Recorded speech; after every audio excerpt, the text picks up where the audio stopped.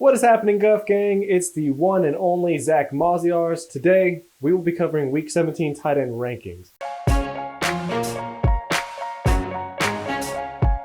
Now, if you've made it to your championships that is happening this week, Week 17, you need to be cautious since a lot of teams will sit their starters to keep them healthy for the playoffs, okay?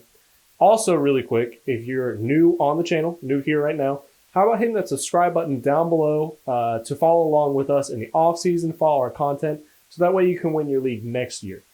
Also follow us on Twitter at GrownUpFF for more juicy content there. Let's go ahead and jump right into it though.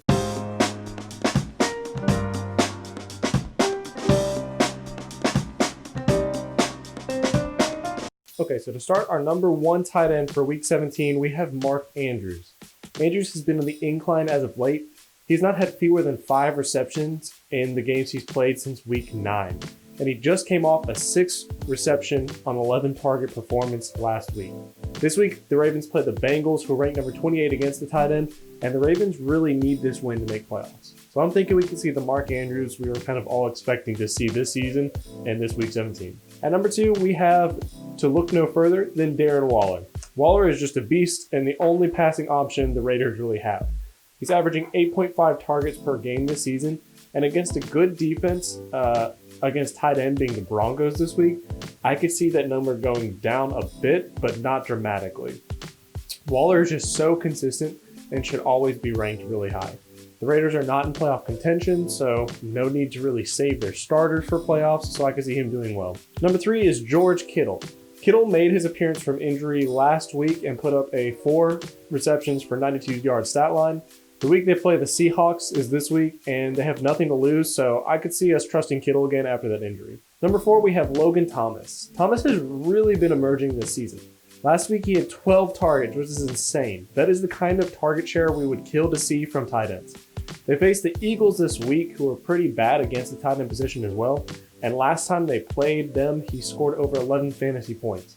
The Washington football team is trying to win this one in Week 17 to make playoffs, so all cards are currently on the table right now. Number 5, we have Mike Gesicki. Gesicki has Tua starting this week for him, which is good for him, as he has more targets and yards with Tua starting. Although he didn't do that great last week against the Raiders, he still had 7 targets, which is good for a tight end. The Dolphins are needing to win Week 17 against the Bills, and the Bills have a no bueno defense against the tight end. At number 6, we have TJ Hockenson. Hockenson is a fantasy stud from where you got him in drafts. He's currently the tight end number 4 on the season, and they play the Vikings this week, so both teams have nothing to lose right now. I expect a good game from him, similar to when they played the Vikings in Week 9, where he secured over 12 fantasy points for you. At number 7 on our list, we have Hayden Hurst. Now, Hurst has been pretty touchdown dependent this season, especially with the lower yards per game he is averaging, but he does have a good amount of targets he gets per game as well. And the Falcons play Tampa Bay, who rank in the lower half against tight end. Last they played, he put up 10 points for you, so we can see the same output, hopefully. Number 8, we have Hunter Henry. Henry didn't play last week due to being on the COVID list, so if he comes back off the COVID list against the Chiefs this week for benching their starters and gearing up for playoffs, I could see a good game.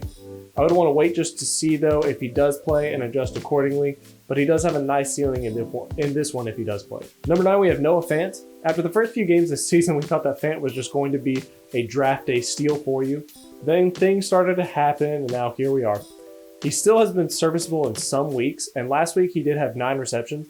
They play the Raiders this week, and hopefully him and Locke continue to build that chemistry, and we could see some breakaway plays from him as well as those targets. Number 10 on our list, we have Rob Gronkowski. Gronk Smash and Big Tommy Brady have built the chemistry this season, and it's gotten in good recently.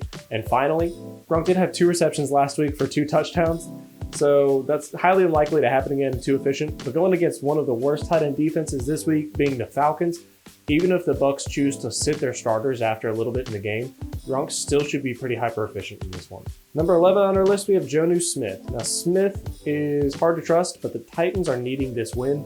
He's currently coming off a 7-target game, which is nice to see considering there have been games where he is completely just nowhere to be found and seems like he retired mid-game.